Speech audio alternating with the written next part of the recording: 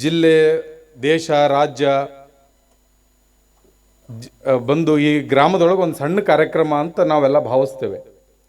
ಆದರೆ ಜ್ಯೋತಿನಗರದೊಳಗೆ ನಡೆಯುವಂಥ ಕಾರ್ಯಕ್ರಮದೊಳಗೆ ಇವತ್ತಿನ ವಿಚಾರಗಳನ್ನು ನೋಡಿಕೊಂಡಾಗ ಎಂಥ ಅದ್ಭುತವಾಗಿರುವಂಥ ವಿಚಾರಗಳನ್ನು ಮಾತನಾಡಿದ್ದಾರೆ ಅತಿಥಿಗಳು ಅಂತಂದರೆ, ವಾಸ್ತವಿಕವಾಗಿರುವಂಥ ಸಮಸ್ಯೆಗಳು ಮತ್ತು ವಾಸ್ತವಿಕವಾಗಿರುವಂಥ ಸತ್ಯಗಳನ್ನು ಕುರಿತು ಭಾಳ ಸುಂದರವಾಗಿರುವಂಥ ವಿಚಾರಗಳನ್ನು ಎಲ್ಲರೂ ಮಾತನಾಡಿದ್ರು. ಯಾಕಂದರೆ ಬದುಕಿಗೆ ಬೇಕಾಗಿರುವಂಥ ಮೌಲ್ಯಯುತ ವಿಚಾರಗಳನ್ನು, ಯಾಕಂದರೆ ಸಂಸ್ಕಾರ ಅಂತಿಂಥದ್ದಲ್ಲ. ಯಾಕಂದರೆ ನಿಜವಾಗ್ಲೂ ಈ ಧಾರ್ಮಿಕ ವೇದಿಕೆಗಳು ಈ ರೀತಿಯಾಗಿರುವಂಥ ಚರ್ಚೆಗಳು ಮಾತನಾಡಿದಾಗೆ ಏನಾದರೂ ಸತ್ಯ ಒಂದು ನಿದರ್ಶನದತ್ತ ಹೋಗಕ್ಕೆ ಸಾಧ್ಯ ಇದೆ ಅನ್ನೋದನ್ನು ನಾವೆಲ್ಲ ಭಾವಿಸ್ಬೇಕಾಗ್ತದೆ. ಯಾಕಂದರೆ ಸುಮ್ಮನೆ ವಾಸ್ತವಿಕವಾಗಿರುವಂಥ ವಿಚಾರಗಳ ಎರಡು ಬಗ್ಗೆ ಮಾತಾಡೋ ಹೋಗೋದಲ್ಲ. ಇಲ್ಲೇನಾಗಿದೆ ಅಂತಂದರೆ, ನಮಗೆಲ್ಲ ಅನಿಸ್ಬೋದು ಇವತ್ತೇನೋ ಕಾರ್ಯಕ್ರಮ ಭಾಳ ದೊಡ್ಡ ದೊಡ್ಡ ವೇದಿಕೆಯೊಳಗೆ ಮಾತನಾಡೋದು ಬೇರೆ ಬೇರೆನೇ ಮಾತಾಡ್ತಾರೆ. ಆದರೆ ವಾಸ್ತವಿಕವಾಗಿರುವಂಥ ಜ್ವಲಂತ ಸಮಸ್ಯೆಗಳ ಬಗ್ಗೆ ಇರುವಂಥ ವಿಚಾರಗಳ, ಧರ್ಮದ ಬಗ್ಗೆ, ಸಂಸ್ಕಾರಗಳ ಬಗ್ಗೆ ಭಾಳ ಅರ್ಥಪೂರ್ಣವಾಗಿರುವಂಥ ವಿಚಾರಗಳು ಇಲ್ಲಿ ಚರ್ಚೆ ಆದವು. ನಾವೆಲ್ಲ ಭಾವಿಸ್ತೇವೆ ನಮಗೆಲ್ಲ ಮಾನವೀಯ ಮೌಲ್ಯಗಳು ಬಹಳ ಮುಖ್ಯ ಇದ್ದಾವೆ. ಇವತ್ತು ಭಾವನಾತ್ಮಕವಾಗಿರುವಂಥ ಬದುಕನ್ನು ನಾವೆಲ್ಲ ಮರಿತಾ ಇದ್ದೇವೆ.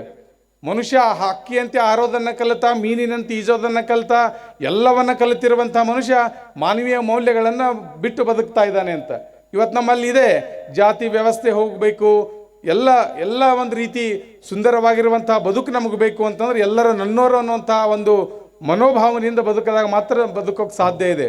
ಇವತ್ತು ಬರೀ ಶಿಕ್ಷಣವಂತರಾದ್ರೆ ಸಾಲದು, ನಮಗೆ ಮಾನವೀಯ ಸಂಸ್ಕಾರಗಳು ಭಾಳ ಮುಖ್ಯ ಅದಾವೆ. ನಾವು ಅನ್ಕೋಬೋದು. ಇವತ್ತು ನನಗೊಂದು ಉದಾಹರಣೆ ಹೇಳ್ತೀನಿ. ನಾನು ಕೆಲವು ದಿವಸದಿಂದ ನಾವೆಲ್ಲ ಸ್ವಾಮೀಜಿಯವರು ಸೇರಿಕೊಂಡು ಬೆಂಗಳೂರಿಗೆ ಹೋಗಿದ್ದೆವು. ಬೆಂಗಳೂರಿಗೆ ಹೋದಾಗ ಅಲ್ಲಿ BS ಪರಮಶಿವನವರು ಒಂದು ಸಂಸ್ಥೆ ಹುಟ್ಟಾಕಿದ್ದಾರೆ ಭಾಳಷ್ಟು. ಆ ಸಂಸ್ಥೆಗಳನ್ನು ನೋಡಕ್ಕೆ ಹೋಗೋ ಸಂದರ್ಭದೊಳಗೆ ಅವರಂದರು ಸಮಯ ಇದ್ದಾಗ ನೀವೆಲ್ಲ ನೋಡ್ಕೊಂಬರ್ರಿ ಅಂದಾಗ ನಾವೆಲ್ಲ ಸುತ್ತಾಡಕ್ಕೆ ಹೋದಾಗ ಅವರು ಒಂದು ಹಾಸ್ಟೆಲ್ ಕಟ್ಟಿದ್ದಾರೆ, ಒಂದು ಕಾಲೇಜ್ ಕಟ್ಟಿದ್ದಾರೆ, ಆಸ್ಪತ್ರೆ ಕಟ್ಟಿದ್ದಾರೆ. ಎಲ್ಲವನ್ನ ಕಟ್ಟಿರುವಂಥದ್ದನ್ನೆಲ್ಲ ನೋಡ್ಕೊಂಡು ಬರಾಗ ಅವರು ಒಂದು ವೃದ್ಧಾಶ್ರಮ ಕಟ್ಟಿದ್ದಾರೆ. ಆ ವೃದ್ಧಾಶ್ರಮ ಕಟ್ಟಿರುವಂಥ ವೃದ್ಧಾಶ್ರಮದೊಳಗೆ ನಾವೆಲ್ಲ ನೋಡ್ಕೊಂಬಂದಾಗ ಬರೇ TV ಒಳಗೆ ಮತ್ತು ಮಾತಿನೊಳಗೆ ಕೇಳಿದ್ದೆವು ವೃದ್ಧಾಶ್ರಮ ಅಂತೇಳಿ. ಹೆಂಗಿರ್ತದೆ ವೃದ್ಧಾಶ್ರಮ ಅಂತ ತಿಳ್ಕೊಂಡು ನೋಡಬೇಕು ಅಂತ ತಿಳ್ಕೊಂಡು ನಾವು ಒಳಗೆ ಹೋದಾಗ ಸುಮಾರು ಒಂದು 60 ವಯಸ್ಸಾಗಿರುವಂಥ ಹೆಣ್ಮಗಳು ಒಂದು ಮನ್ಸದ ಮೇಲೆ ಕೂತ್ಕೊಂಡಿದ್ರು, ಒಂದು ಪುಸ್ತಕವನ್ನು ಓದ್ತಾ. ನಾವೆಲ್ಲ ಸ್ವಾಮೀಜಿಯವ್ರು ಹೋದ ತಕ್ಷಣ ಅವ್ರು ಭಾಳ ಪ್ರೀತಿಯಿಂದ ಎದ್ದು ನಿಂತು ನಮ್ಮನ್ನು ಸ್ವಾಗತಿಸಿದ್ರು. ನಾವೆಲ್ಲ ಅವರಿಗೆ ಅಲ್ಲಿಯವರು ಹೇಗೆ ಏನು ಎಲ್ಲ ವಿಚಾರಗಳನ್ನು ಕೇಳಿದೆವು. ಅವ್ರಿಗೆ ಅನಿಸ್ತದೆ ಇನ್ನೂ ಜಾಸ್ತಿ ಏನಾದರೂ ಕೇಳಿದ್ರೆ ಅವ್ರಿಗೆ ಮನೆ ಎಲ್ಲ ನೆನಪಾಗಿತ್ತು ಅಂತೇಳಿ ಭಾಳ ಕೇಳಿದೆ. ತಮಗೆ ಇಲ್ಲೆಲ್ಲ ವ್ಯವಸ್ಥೆ ಚಲೋ ಐತೆ ಇಲ್ಲೋ ಅಂತ ತಿಳ್ಕೊಂಡು ಕೇಳಿ, ವಯಸ್ಸಾಗಿದೆ ತಾವೆಲ್ಲ ಆರೋಗ್ಯ ಚೆನ್ನಾಗಿ ನೋಡ್ಕೊಳ್ರಿ ಅಂತೇಳಿ ನಾವು ಹೊರಡುವ ಸಂದರ್ಭದೊಳಗೆ ಆ ಅಮ್ಮ ನಿಲ್ರಿ ಅಂತಂದರು. ನಿಲ್ರಿ ಅಂದ ತಕ್ಷಣ ನಿಂತ ಮೇಲೆ ನಮ್ಗೆ ಯಾಕೆ ನಿಲ್ಲಿಸ್ತಾರೆ ಅಂದ ತಕ್ಷಣ ಅವ್ರ ಬ್ಯಾಗ್ ಒಳಗಿರುವಂಥ ಪರ್ಸನ್ನು ತೊಗೊಂಡು ನಮಗೆಲ್ಲ ಕಾಣಿಕೆ ಕೊಟ್ಟು ನಮಸ್ಕಾರ ಮಾಡಕ್ಕೆ ಬಂದ್ಲು ಅಮ್ಮ. ನಾವು ಹೇಳಿದೆವು, ಅಲ್ಲಮ್ಮ ಶಾಸ್ತ್ರ ಏನು ಹೇಳ್ತದೆ, ಮಕ್ಕಳಿರುವಂಥ ಮನೆ, ಹಿರಿಯರಿರುವಂಥ ಜಾಗ, ಮಠ ಮಂದಿರಗಳಿಗೆ ಬರಿಗೈಲಿ ಹೋಗಬಾರ್ದು ಅಂತ ಹೇಳ್ತದೆ. ನಾವೇ ನಿಮಗೆ ಉಪಯೋಗ ಆಗುವಂಥ ವಸ್ತುಗಳು ತರಬೇಕಾಗಿತ್ತು, ನೀವ್ಯಾಕೆ ನಮಗೆ ದುಡ್ಡು ಕೊಡ್ತೀರಿ, ಕೊಡಬೇಡ್ರಿ ಅಂದೆವು. ಹಣ ಕಾಣಿಕೆ ಕೊಡಬೇಡ್ರಿ ಅಂದ ತಕ್ಷಣ ಆ ಅಮ್ಮ ಹೇಳೋದು, ಇಲ್ರಿ ಬುದ್ಧಿ, ನಮಗೆ ಭಾಳ ನಮ್ಮ ಯಜಮಾನರು ಭಾಳ ಒಳ್ಳೆ ಹುದ್ದೆ ಒಳಗೆ ನೌಕರಿ ಮಾಡ್ತಿದ್ರು. ಅವ್ರು ತೀರು ಹೋದ್ಮೇಲೆ ಅರ್ಧ ಪೇಮೆಂಟ್ ನನಗೆ ಬರ್ತದೆ. ನನ್ನ ಮಗ ಕೂಡ 1 ಲಕ್ಷ ಗಟ್ಟಲೆ ಪೇಮೆಂಟ್ನೊಳಗೆ ದುಡಿತಾನೆ, ಮಗಳು ಕೂಡ ಭಾಳಷ್ಟು ಪೇಮೆಂಟ್ ಬರುವಂಗ ಕೆಲಸದೊಳಗೆ ಅದಾರ. ನಮಗೆ ಬೇಕು ಅಂದ್ರೆ ದುಡ್ಡು ಕೊಡ್ತಾರೆ ಹೊರತು ಜೊತೆಗೆ ಇಟ್ಕೊಂಡು ಪ್ರೀತಿ ಕೊಡೋವಂಥವ್ರು ಇಲ್ಲ ಅನ್ನುವಂಥ ಮಾತನ್ನು ಅಮ್ಮ ಹೇಳಿದ್ರು. ನನಗೆ ಹಿಂಗೆ ಅನ್ನಿಸ್ತದೆ, ಆ ವೃದ್ಧಾಶ್ರಮದಿಂದ ಹೊರಗೆ ಬಂದ್ಮ್ಯಾಗ ನಾವು ಹಿಂಗೆ ವಿಚಾರ ಮಾಡಿದೆವು. ಜಗತ್ತಿನೊಳಗಿರುವಂಥ ಯಾವುದೇ ವೃದ್ಧಾಶ್ರಮದೊಳಗೆ ನೀವು ಹೋಗ್ರಿ, ಅಲ್ಲಿ ಒಬ್ಬ ಉದ್ಯಮಿ ತಂದೆ ತಾಯಿಗಳು ಸಿಗಬಹುದು, ಒಬ್ಬ ಶ್ರೀಮಂತನ ತಂದೆ ತಾಯಿಗಳು ಸಿಗಬಹುದು, ಒಬ್ಬ ಆಫೀಸರನ ತಂದೆ ತಾಯಿಗಳು ಸಿಗಬಹುದು.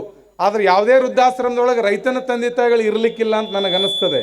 ಯಾಕಂದರೆ ತನ್ನಲ್ಲಿರುವಂಥ ದನಕರಗಳನ್ನೇ ಒಂದು ರೀತಿ ಬಾಂಧವ್ಯದ ರೂಪದೊಳಗೆ ನೋಡುವಂಥ ಒಬ್ಬ ರೈತ, ತನ್ನ ದೇಶಕ್ಕಾಗಿ ಅನ್ನ ಕೊಡುವಂಥ ರೈತ ತನ್ನ ತಂದೆ ತಾಯಿಗಳಿಗೆ ಅನ್ನ ಕೊಡದೇ ಇರುವಂಥ ಮನಸ್ಥಿತಿಯೊಳಗೆ ಇರಂಗಿಲ್ಲ. ಅದಕ್ಕೆ ಇವತ್ತು ನಾವೆಲ್ಲ ಇದನ್ನೆಲ್ಲ ಲೆಕ್ಕ ಹಾಕೊಂಡಾಗ ನಮಗೆ ಮುಖ್ಯವಾಗಿರುವಂಥ ಬದುಕಿಗೆ ಬೇಕಾಗಿರೋದು ಮಾನವೀಯ ಮೌಲ್ಯಗಳು ಅನ್ನುವಂಥದ್ದನ್ನು ನಾವೆಲ್ಲ ಭಾವಿಸ್ಬೇಕಾಗ್ತದೆ.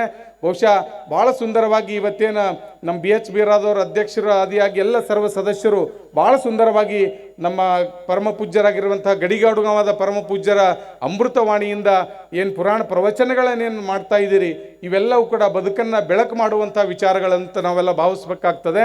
ಮುಖ್ಯವಾಗಿ ನೀವೆಲ್ಲ ಮಕ್ಕಳಿಗೆ ಭಾಳ ಸಂಸ್ಕಾರವನ್ನು ಕೊಡಬೇಕು. ನಾವೆಲ್ಲ ಅಂತೇವು ಮಕ್ಕಳನ್ನು ಬರೀ ಶಿಕ್ಷಣವಂತರನ್ನಾಗಿ ಮಾಡಬೇಕು ಅಂತ ತಿಳ್ಕೊಂಡು ಭಾಳ ಒಳ್ಳೆ ಹಾಸ್ಟೆಲ್ಗೆ ಸೇರಿಸಿ ಬೇರೆ ಬೇರೆ ಕಡೆ ಎಲ್ಲ ಕಾಲೇಜುಗಳನ್ನು ನಾವು ಸೇರಿಸ್ತೇವೆ. ಆದರೆ ಅರ್ಥ ಮಾಡ್ಕೊಳ್ರಿ, ನೀವು ಸೇರಿಸುವಂಥ ಮಕ್ಕಳು ನೀವು ಪಡುವಂಥ ಕಷ್ಟ ನೋಡಬೇಕು ಅವರು. ಯಾಕಂದ್ರೆ ಅವ್ರಿಗೆ ಕಷ್ಟನೇ ಗೊತ್ತಾಗಬಾರ್ದು ಅಂತ ತಿಳ್ಕೊಂಡು ಬರೀ ಹಾಸ್ಟೆಲಿಂದ ಹಾಸ್ಟೆಲಿಗೆ ನೀವು ಕಲಿಸಿದ್ರಿ ಅಂತಂದ್ರೆ ಅವರು ಪೂಜ್ಯರು ಹೇಳ್ದಂಗೆ ಅವ್ರು ಹಳ್ಳಿಲಿ ಬರಂಗಿಲ್ಲ, ಅವ್ರು ಆ ಕಡೆ ಎಲ್ಲ ಹೋಗ್ತಾರೆ. ಅದಕ್ಕೆ ಇವತ್ತು ನಮಗೆ ಹೆಂಗಾಗಿದೆ ಅಂತಂದ್ರೆ ಮಕ್ಕಳನ್ನು ಸಂಸ್ಕಾರವಂತ ಮಾಡೋದೇ ನಿಜವಾಗಿರುವಂಥ ಬದುಕಿನ ಸಂಪತ್ತ ಅನ್ನೋದನ್ನು ನಾವೆಲ್ಲ ಭಾವಿಸ್ಬೇಕಾಗ್ತದನ್ನಂಥ ಮಾತನ್ನು ಹೇಳ್ತಾ, ನಿರಂತರವಾಗಿ ಈ ಜ್ಯೋತಿನಗರದ ಈ ದೇವಸ್ಥಾನದ ಕಾರ್ಯಕ್ರಮಗಳು ಭಾಳ ಸುಂದರವಾಗಿ ನೆರವೇರಲಿ, ನಿರಂತರವಾಗಿ ನಡೀಲಿ ಅನ್ನುವಂಥ ಮಾತನ್ನು ಹಾರೈಸ್ತಾ, ಎಲ್ಲರಿಗೂ ಭಗವಂತನ ಕೃಪೆ ಇರಲಿ ಅನ್ನೋಂಥ ಮಾತನ್ನು ಹಾರೈಸ್ತಾ 4 ಮಾತುಗಳು ವಿರಾಮ ಕೊಡ್ತಾ ಇದ್ದೇನೆ.